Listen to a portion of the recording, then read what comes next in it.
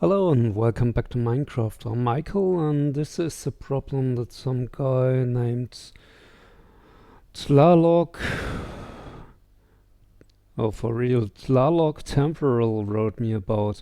He commented on my 15-second timer. I need something that is instantly resettable. I guess he wrote that on purpose.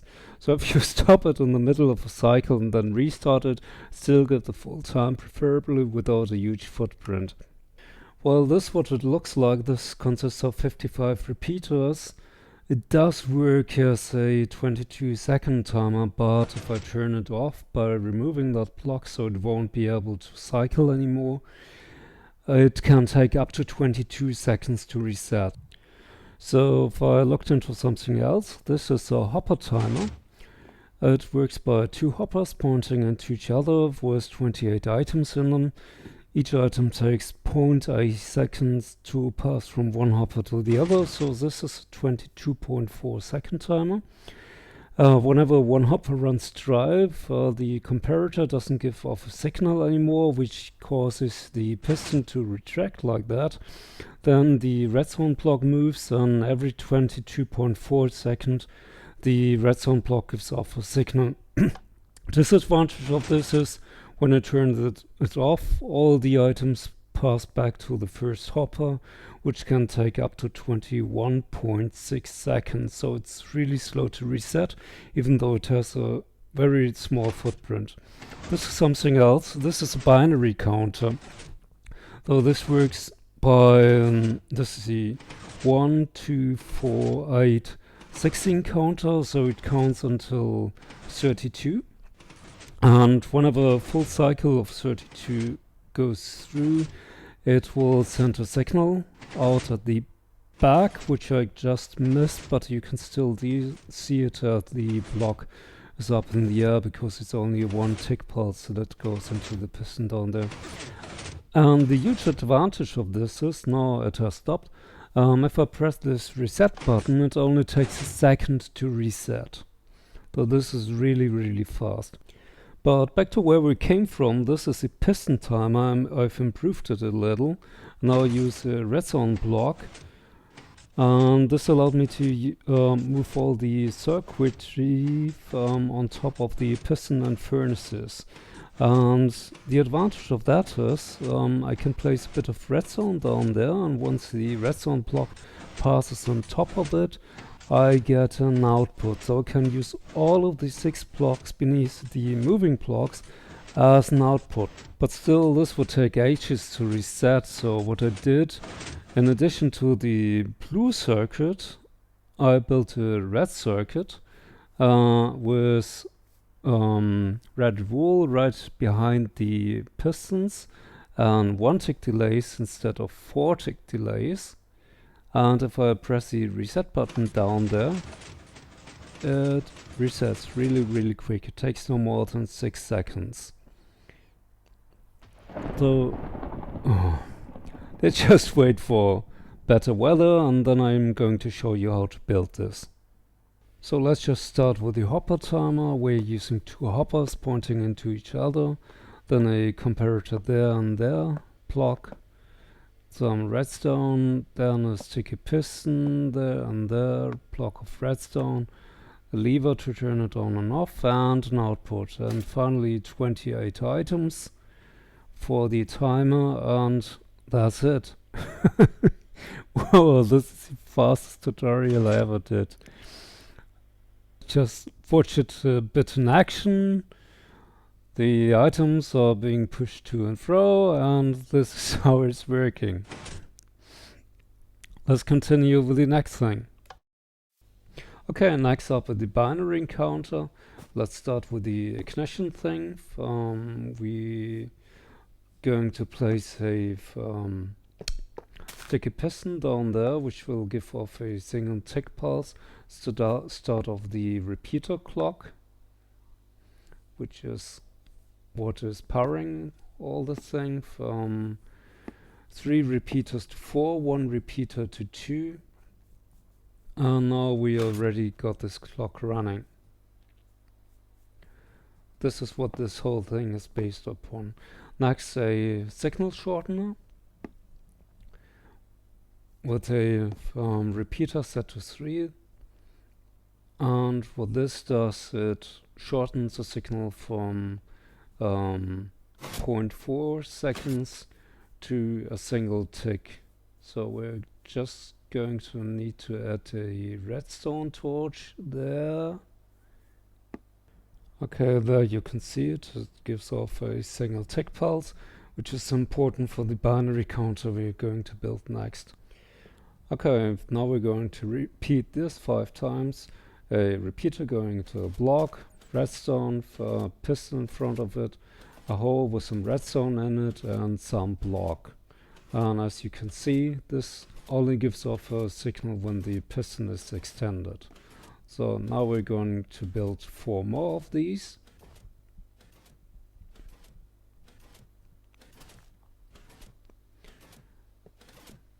And this is already the count to 2.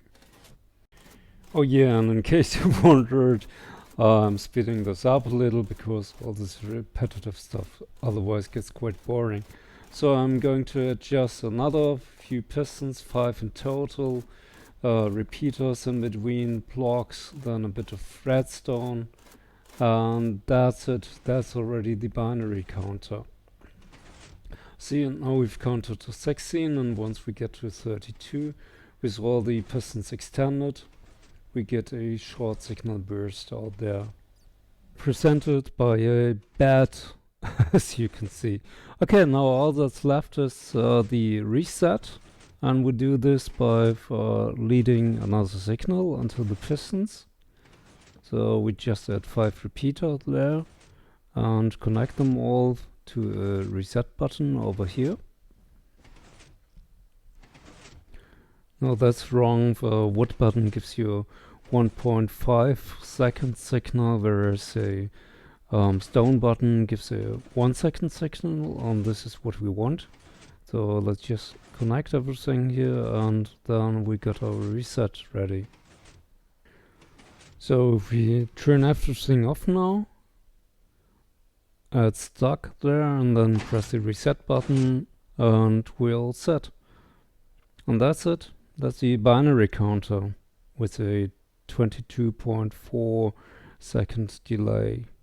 So all that's left now is the piston timer. Okay, we'll just start with the actually piston circuit, or whatever you want to call it. Just place 4 non-sticky pistons with furnaces next to them, like this. So the pistons will be pushing these glass blocks around. Let's just add the glass and a redstone block. Then fill the gaps with whatever you like. I'm using blue wool because this is going to be the blue circuit.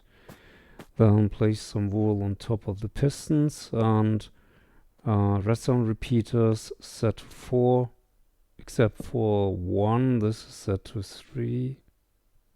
And of course it starts to rain again.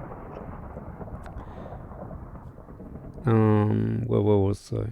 Yeah, repeaters set to 4 except for 1. This is set to 3. Then connect everything with redstone wire. And once you've done that, you already got a working piston clock. Let's just put it to a test, give it a short signal burst, and as you can see, it's already working. The good thing about this is you can use all the blocks in the center as an output. So I'm just going to place a bit of redstone there. Then lead it outward. Like that. Well, this does make sense because there's going to be the additional circuit too. And every time the redstone block is above this block there, I get a redstone output. I can't reset it right now, but first of all we're going to build the second circuit. Just place some other blocks behind the pistons, then connect everything. Again, place repeaters in front of the blocks. These are all set to 1 and connect everything with redstone. And as you can already see, to stop the two circuits from connecting with each other, you need some insulation like that. Okay, and that's it. That's the second circuit. Let's test this too. Just a short burst.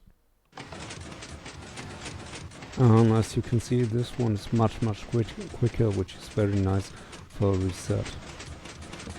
So now all that's left is a way to start and stop this. So we're going to replace this redstone, this block with another block that is retractable with a piston.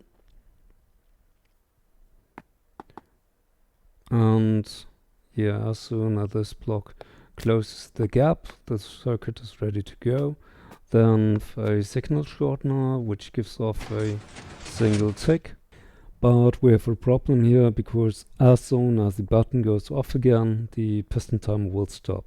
So we need to extend this, and we're doing this by placing a redstone torch there and leading the signal out. So the redstone torch is powering the on and off button too. As long as the redstone block isn't right above this redstone, the torch is going to burn and we are getting a signal. So let's just test this. Okay, redstone block arrives on top of the redstone, powers the redstone, turns the torch off, as you can see, and the reset circuit stops. So we're just going to do the same thing with the blue circuit. Place an on and off piston there. And this is going to be powered by that lever. Oh yeah, and then made a mistake there, because this is starting the red circuit. So let's just replace it with a red wool block. And then again, we need a single tick burst to start the blue circuit. We're doing this by just using a piston and some redstone, connect it all, and it doesn't work because we forgot to place some redstone there. Now it should work. Let's try it again. Yeah, redstone is in place. And it works. So we got a piston timer now, which takes 22.4 seconds for a complete circle. You can reset it with this button, which takes up to 6 seconds, a lot less when the redstone block is already somewhere on the lower left in this picture. Well, I hope you like it. If you do, click like, and see you next time. Bye.